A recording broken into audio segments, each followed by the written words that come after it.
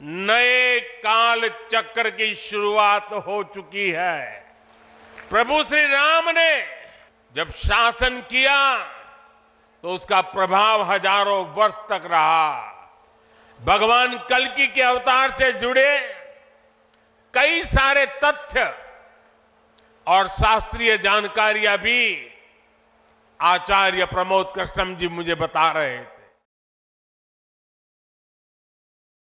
যখন এই সংসারে পাপের পরিমাণ তার সীমা ছাড়িয়ে যাবে তখন ধরিত্রীর বুকে অবতীর্ণ হবেন ভগবান কল্কি। ইনি ভগবান বিষ্ণুর একমাত্র অবতার, যার অবতরণের আগেই গোটা বিশ্বজুড়ে তার বিগ্রহ স্থাপনা করা হয়ে গিয়েছে। আপনি কি জানেন যে ভারতবর্ষে এক এমন মূর্তি রয়েছে যা থেকে কল্কিদেব আসার সংকেত পাওয়া যাচ্ছে? যে এই মূর্তিকে একবার দেখেছে সে আর কখনো ভুলতে পারেনি। সকলকে পুরাণ কথা নতুন একটি ভিডিওতে স্বাগত।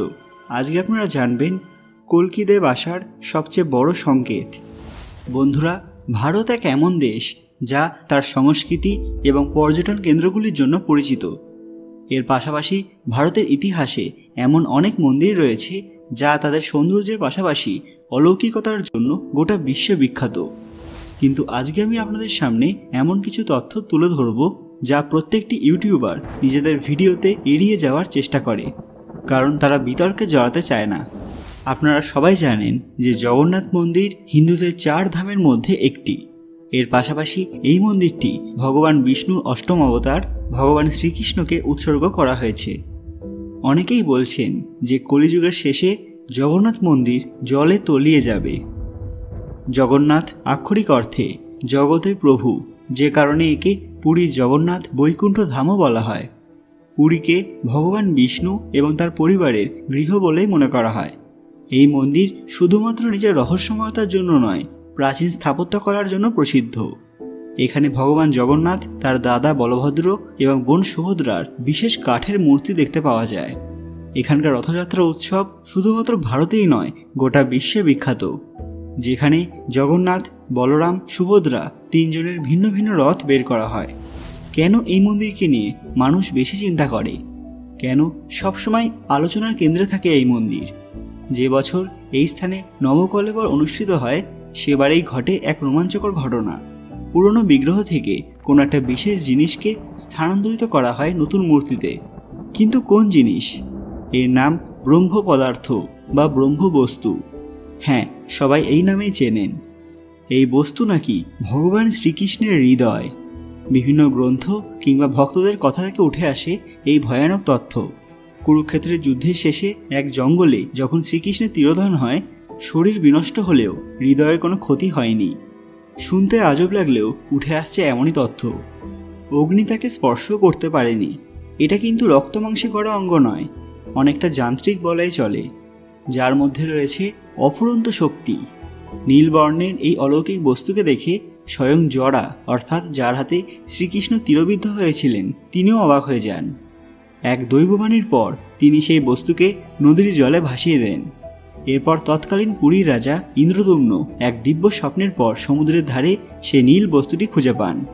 মন্দিরের বিগ্রহতে স্থাপনের মাধ্যমে এই বস্তুর কথা তিনি গোপন রাখেন। এই অলৌকিক বস্তু এতটাই শক্তিশালী এবং ঊর্জা সমৃদ্ধ যে এর দিকে তাকালেই মানুষ অন্ধ হয়ে যেতে পারে। শুধু তাই নয়, এর থেকে এত বিপুল পরিমাণ শক্তি বেরোতে পারে যে আপনার কোনো আন্দাজই নেই। সে কারণে নবকলেবরের সময় এই বস্তুকে স্থানান্তরিত করার জন্য অনেক সতর্ক থাকতে হয়। গোটা অঞ্চল জুড়ে ব্ল্যাক আউট করে দেওয়া হয়। আপনারা সবাই জানেন যে ভগবান বিষ্ণু ইতিমধ্যে 9 অবতার গ্রহণ করেছেন। এবার আসতে বাকি তার 10ম অবতার, অর্থাৎ ভগবান কল্কি। যখন সংসারে পাপের পরিমাণ তার সীমা ছাড়িয়ে যাবে তখনই সবার সামনে প্রকট হবেন ভগবান বিষ্ণু। এমনটা মনে করা হয় যে যতদিন না ভগবান বিষ্ণু কোনো অবতার এসে সেই ব্রহ্ম বস্তু থেকে অলৌকিক শক্তি নিচ্ছেন, ততদিন সেই হৃদয় কম্পিত হতে থাকবে। সেই ঐশ্বরীয় শক্তি গ্রহণ করার পরেই ওই বস্তুটি হয়তো আর থাকবে না। এছাড়া ছটিয়া ভাটা ধামের নাম হয়তো অনেকেই শুনেছেন, যা কটক থেকে 30 কিলোমিটার এবং যাজপুর থেকে 48 কিলোমিটার দূরে অবস্থিত। এর সাথে জড়িয়ে রয়েছে কল্কিদেবের নাম। কেউ জানে না যে ভগবান কল্কি এই পৃথিবীতে এসে গেছেন নাকি এখনও আসেননি। কল্কি অবতার সম্পর্কে দক্ষিণ ভারতীয় জ্যোতিষীরা বলেন যে নক্ষত্রের বিশেষ অবস্থানে যখন শ্রাবণ মাসে শুক্লপক্ষের ষষ্ঠী তিথি হবে সেই সময় ধরিত্রীতে পদার্পণ করবেন ভগবান। ভারতের রাজস্থানের রাজধানী জয়পুরে ভগবানের একটি বিশেষ মন্দির রয়েছে, যা আজ থেকে প্রায় 300 বছর আগে নির্মাণ করিয়েছিলেন রাজা সাওয়াই জয় সিং। অনেকে এটাও বলে থাকেন যে রাজা জয় সিং জয়পুর নামক স্থানটির সঙ্গেই এই প্রাচীন মন্দিরটি নির্মাণ করিয়েছিলেন। এই মন্দিরে ভগবান কল্কি এবং মাতা লক্ষ্মীর বিগ্রহ রয়েছে।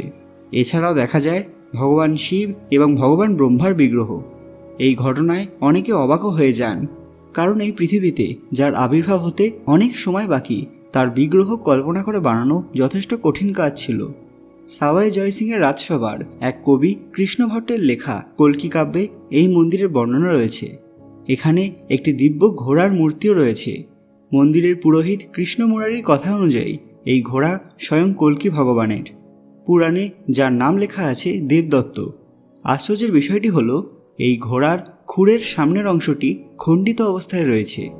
এই নিয়ে মান্যতা রয়েছে যে যখন এই ঘোড়ার মূর্তি নির্মাণ করা হচ্ছিল তখন তার পায়ের খুর প্রত্যেকবার খণ্ডিত হয়ে যাচ্ছিল। তখন জ্যোতিষ পণ্ডিতরা বলেন যে এটাই হয়তো ভগবানের ইচ্ছা। ভক্তরা মনে করেন যে এটা ঘোড়ার খুরের ক্ষতচিহ্ন, যা ধীরে ধীরে ঠিক হচ্ছে। যখন এটা সম্পূর্ণরূপে ঠিক হয়ে যাবে তখনই ভগবানের আবির্ভাব হবে।